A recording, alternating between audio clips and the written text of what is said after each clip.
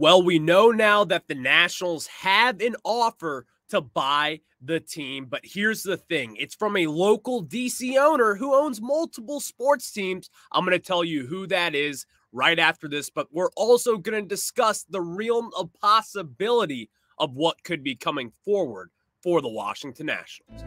You are Locked On Nationals, your daily Washington Nationals podcast, part of the Locked On Podcast Network, your team every day.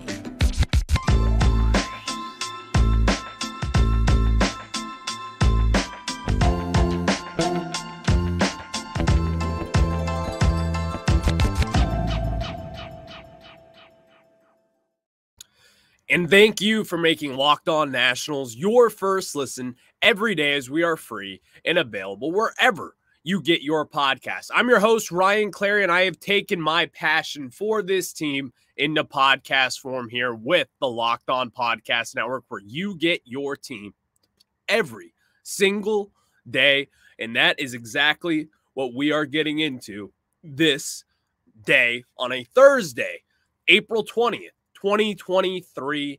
I know that holiday. I'm sure a lot of people are out there celebrating. I'm not going to mention it, but here's what I am going to mention. The Washington Nationals have an official bid in the past for over $2 billion from Capitals and Wizards and Monumental Sports Network owner Ted Leonsis. And here's my thing. Now we know on the record that the Nationals did, in fact, have an offer. I do know TalkNats over on the social blog. You can catch him over on Twitter at TalkNats. He's been reporting a lot of this as well, and this is just clarification for what we know. So here is it. $2 billion, an offer over $2 billion to Mark Lerner and the Washington Nationals. And so far, we don't really know if they declined it. They obviously didn't accept it. We don't really know what was said. So here's my thing. We know all along that Ted Leonsis has kind of been sitting in the weeds waiting to buy this Washington Nationals team. He even allegedly tried to purchase Masson, and Masson is not for sale. Now you may ask, why would he try to purchase Masson? Well, if you aren't familiar, the Washington Nationals and the Baltimore Orioles are partnered with Masson, and it's mainly owned by the Angelos family and the Orioles organization. The Nationals and the Orioles have been battling it out in court for seamlessly a decade at this point, maybe even longer, trying to dispute TV rights and who gets what money. It's a complete disaster, and that is what is hindering this national sale. People can say all they want, but the reason why owners coming in aren't going to be wanting to offer more is because of the Nationals TV deal and the revenue that they don't make that other organizations across Major League Baseball do make. So where do we go from here? How do you trek on forward and continue this when are we sure the Lerners even want to sell? Or are we even sure the Lerners are committed to this team for a long period of time? And that is a real question that you have to ask, because in Chelsea Jane's story from the Washington Post yesterday, she has this quote back from 2018, and this was from Mark Lerner. "We will never sell the Nationals," Mark Lerner said at the time. "That's what we've worked to get all those years. We think we do a pretty good job of it. There's no intention of this family, certainly while I'm alive and my sisters and brothers-in-law are alive, nobody's going to sell this team." Well, last year, about a year ago today, was when the Nationals were announced that they were exploring a sale.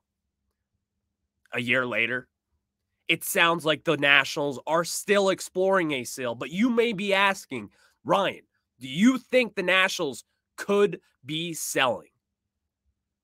I don't think so. And here's why. It's as simple as this. The Nationals and the Lerner family, if they have wanted to sell, you have your offer with Ted Leonsis. But here's also the other argument for this, is that the Lerner family, if you may remember, the Nationals didn't sell naming rights to Nationals Park because they didn't get the dollar amount that they thought was worth it. That's really what it came down to. And that's really how most billionaires operate their business. But here's the thing. When selling this team, don't you think they're going to want to get the dollar amount that they believe is right? Chelsea Janes hinted in this story that they're looking for that $2.4 billion price tag, the way that the New York Mets sold for back in 2019. Now, I don't know if the Nationals could even get that at this point, considering that they are a New York market, only a few years separated by that.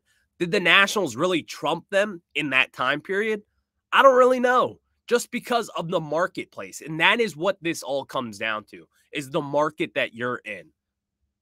And not even that, it goes deeper into what funds your team. A lot of major league teams like the Dodgers and other teams that have amazing regional networks that cover their team, and that generates a ton of cash for that organization. The Nationals don't have that. And considering being in a top 10 market like Washington, D.C., they're missing out in a huge way.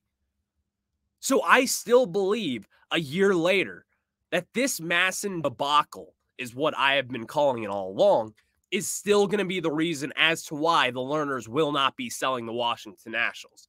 And it's just going to be a matter of, can Major League Baseball, can the Nationals step in to prevent this, to get out of this Masson deal? And there is hope for that. And here is one of them, is that Bally Sports allegedly could be going bankrupt. And if they do go bankrupt, a ton of MLB teams will be losing their regional network, and that will allow the Major League Baseball to step in, rip up all of the different contracts, and maybe get that situated to figure out what the Nationals can do with their regional network. Because you're looking at around just this time of year and what the Lerners want to do. What do they want to do is the better question between those things. And honestly, I don't think they really want to sell this team. He said it back in 2018. And yeah, some of you may just be saying, well, do you really buy into that? Dan Snyder, a month before he announced that he was going to sell, said that he would never sell the team. So here's the thing. Billionaires lie. They do lie a lot. Just like all of us, unfortunately. But here's the thing. I still don't think the Lerners will sell this team. It's just not looking that way. And besides, even a deeper, let's open up the curtain on this. Do we really want Ted Leonsis to own the Washington Nationals? Do we really want that? Look at the Wizards. Look at the Capitals even. Yeah, they got Alex Ovechkin. The Wizards have had, I guess you could say, mediocrity success at times. But that's not what we want. And if we want to pin it together like this, is the Lerner family a better ownership group than Ted Leonsis? I'm not leaning towards Ted Leonsis. I'm just simply not. He lucked his way into Alex Ovechkin, a generational talent. Well, the Lerners, they bought the Washington Nationals, and as soon as they bought the Nationals, that's when you started to see a turnaround. That's when you started to see him put Mike Rizzo in place, make the correct hires, draft the right players, spend on the right players. The Capitals and Wizards haven't really done that. And that's not to say that it wouldn't work in Major League Baseball.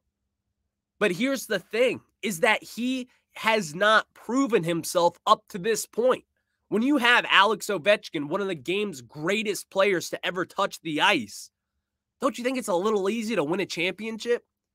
Let alone, you've only been to one Eastern Conference Finals. You've only been to one Stanley Cup playoff or Stanley Cup championship and only won one of them. The Wizards haven't been to an Eastern Conference Finals in I don't know how long. I think it's been 40 plus years. That's how long it's been for this organization. So do we really want Ted Leonsis? Are we that desperate to move off from the Lerners? Because I think that's a question that you have to ask yourself. Is what is the point of moving off from someone when you don't know who's on the other side of that door? And in this situation, we do know who's on the other side of that door. It's Ted Leonsis. He's nowhere close to Dan Snyder. No one's comparing him to that. But when you ask, is he a good sports owner for your team? I'm a Nationals fan, obviously. I'm also a Capitals and a Wizards fan. I think you could say that he's been a solid owner of the Capitals. But when you ask a Wizards fan what they think of Ted Leonsis, I don't think you're going to get the right answer that you want as a Nationals fan. So I, at this point, do trust Mark Lerner way more than I would trust Ted Leonsis. And it's just because I've seen it before with this sport. I do believe that the Lerner family could spend down the road. And why do I think that? Well, look at the 2010s. They really had a top 12 baseball almost every year in that decade. A top 10, top 5 at times. This team and ownership group has spent at some point. I think a lot of Nationals fans are just getting antsy with what we are right now, considering that we aren't spending the amount that we would want to. But also, we've talked about, what is it really worth it to go in on this team? Is that really what we want to do at this point? Spend the money now. Waste good years of free agencies on a not-so-good team that's not ready to compete this very second because of the farm system that we have. It's depleted, or it was depleted. Now it's young, and it's getting revamped. It's getting a makeover, which was desperately needed for this organization. So at the end of the day, I don't think people should be panicking for the fact that the Lerner family doesn't really seem to want to sell at this point. But I also think people should not rush this process along, especially for someone like Ted Leonsis. Because you don't really know what you're getting yourself into, and especially if you're a Capitals or a Wizards fan, you know exactly what I am talking about with this situation. So at the end of the day, I'm not rushing this process along. We're in no rush. Let it play out, and let's get the best possible offer if they do indeed sell the team, which at the end of the day, no one really knows the answer to. I don't even think Mark Lerner knows the answer to that question. But next, we're going to be getting into Mackenzie Gore and JOsiah Gray, as we just love them. We love those two guys here in Washington, D.C., but there's an issue. I'm going to get to that issue, but before we talk about that said issue, I got to tell you guys about my friends over on Built Bar. And here's the thing. Something exciting is coming to Built.com on April 22nd. I don't have all the details yet, but the excitement is real, and it's something you won't want to miss. If you know how Built works, they have the most incredible protein bars in the world, and they do these amazing flavor drops with unreal flavors in limited quantity. So mark your calendars and head to Built.com on Saturday, April 22nd, to be one of the first to discover what all the hype is about. I can't wait to see what this new flavor is. Make sure to use the promo LOCKEDON15. That's promo LOCKEDON15, and you'll get 15% off your order. Again, that's promo LOCKEDON15, and you'll get 15% off your first order.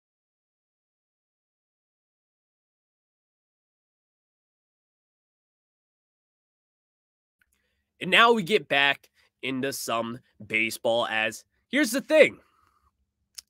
Mackenzie Gore and JOsiah Gray have been our two most important pieces to this team, and we somehow cannot get them run support.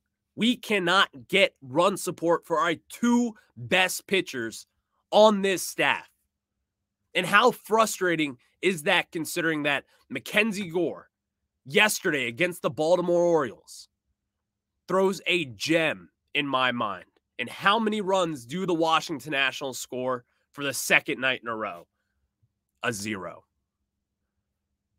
I'm not going to hammer the run support because I did that yesterday. If you're just tuning in now, check out yesterday's show. You'll hear me kind of bitch and moan about the run support that this Nationals team has not been able to provide for JOsiah Gray and now also Mackenzie Gore. But let's take a look at the highlights of JOsiah Gray and Mackenzie Gore, as we do like some deep dive analytics on both of these guys. I'm going to start out first with Mackenzie Gore last night. And here's the thing. I like looking at these deep dive analytics available on Baseball Savant, and it's because it puts them into a percentile that compares the rest of Major League Baseball starting pitchers, relieving pitchers. If you're a batter or right fielder, it doesn't matter what position. Here's what I love about Mackenzie Gore is that his whiff rate is in the 83rd percentile of Major League Baseball. That is great on Baseball Savant scale. Absolutely great. Meaning this guy is getting swing and misses at a high rate. And we continue to see that with his curveball, his slider, his changeup that he throws every now and then. You're starting to see it fully come together for the 24-year-old former first-round pick. And that is a big deal for this Nationals team. At the end of the day, this is a 24-year-old top 5 pick back in 2017. And what is he doing now in his first really full season in the MLB? I guess you could say last year, but he was hurt for half that season. You're starting to see the dominance on display that the Padres expected to see, that this organization in DC expects to see from here on out. So these are the expectations for a guy like Mackenzie Gore. And honestly, they're a little bit higher of expectations than someone like a JOsiah Gray, just because of being a top 5 pick in an MLB draft, being on the cover of a Sports Illustrated magazine at one point. Mackenzie Gore is kind of that guy. Like, you know that meme, is he him? Mackenzie Gore is him. And then looking at some of the not so positive side of things, you have to play at both sides here. His walk rate is not good. It's in the 9th percentile right now across Major League Baseball. So you may ask, how bad is that? Well, it's pretty bad. But the better part is that his numbers are still on display, and they're still really damn good for someone who is walking a ton of batters. And that's the thing. A young pitcher like Mackenzie Gore, who's going to throw a slider and a curveball a lot, you're going to get that kind of sample size to where they're going to be walking a lot of pitchers early on in the year especially. But as he grows and as he matures, I don't think you should be expecting this. I think you're going to see the command take a final next step, probably at some point this year, to where he's going to limit the walks. He's going to find the strike zone just a little bit more. But then also, Mackenzie Gore's part of his game is getting swing and misses. Curveballs in the dirt, sliders in the dirt. Similar to Patrick Corbin, that's kind of what we want to see. But the walk rate is high, and that is something that he's going to need to work on. He's going to need to find his command, and that is something that you will see progress as the year goes on for him. So Mackenzie Gore is part of this important piece to the future. And now we're going to get into JOsiah Gray and take a little deep dive into his analytics and what they really mean. But before we do that, I got to tell you guys about our friends over on eBay Motors. And guys, for a championship team, it's all about making sure every player is a perfect fit. It's the same when it comes to your vehicle. Every part needs to fit just right. So the next time you need parts and accessories, head to eBay Motors. With eBay Guaranteed Fit, you can be sure every part you need fits right the first time around. Just add your ride to My Garage and look for the green check to know the part will fit, or it's your money back. Because just like in sports, confidence is the name of the game when you shop on eBay Motors. And with over 122 million parts to choose from, you'll be back in the game in no time. After all, it's easy to bring home a win when the right parts are guaranteed. Get the right parts, the right fit, and the right prices on ebaymotors.com. Let's ride. Eligible items only. Exclusions always do apply.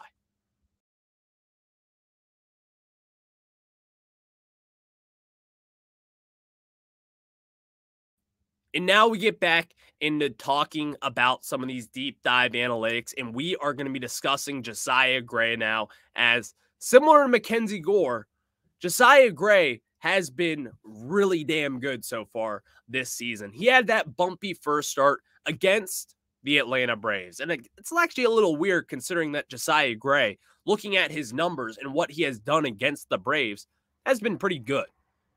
But he got rocked around the second game of the year. And honestly, were we expecting that? Kinda, you could say.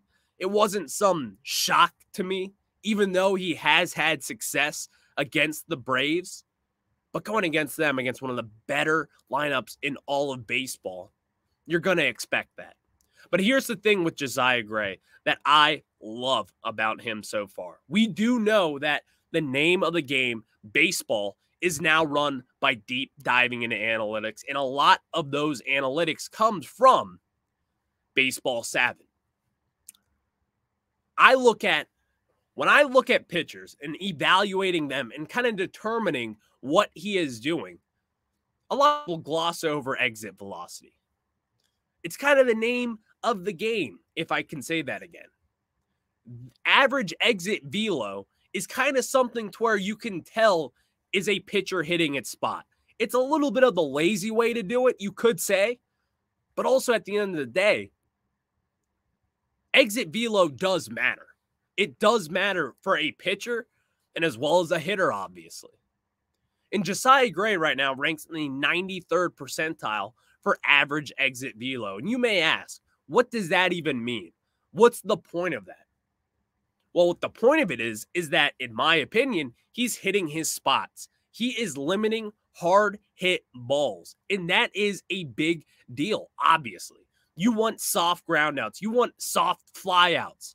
You don't want to see line drives. You don't want to be seeing someone barreling up a baseball. And speaking of barreling up a baseball, his barrel percentage right now sits in the 50th percentile. So he's average in that portion of it. But in the 93rd percentile for average exit velo, his hard hit percentage is in the 86th percentile. That kind of gives you a good jurisdiction of what this guy is like and what to expect of JOsiah Gray. Now, looking at something like his strikeout percentage, that's only in the 20th percentile. But at the end of the day, if you're getting outs, that's all that really matters. Me in particular, I do care about strikeouts because I like to have pitchers be able to produce their own outs, especially for a team that kind of lacks in the defensive side of things. Not really so far this year up to this point, but you have seen it in past years. It is important to generate your own outs, meaning strikeouts. And then looking at his walk percentage at this point, it's in the 45th percentile. It's hovering around average as well. Nothing to be concerned about. But another good portion of JOsiah Gray is his chase rate sitting in the 72nd percentile across Major League Baseball. So all of this in consideration, what does it mean? What do these numbers mean? And do MLB stats really even look at this? Do they care about it? Yes, they do. Absolutely, they do.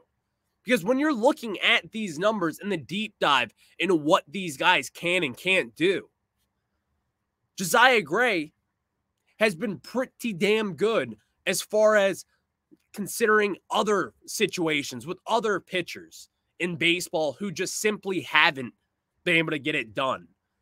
And plus, this year is about development and drafting.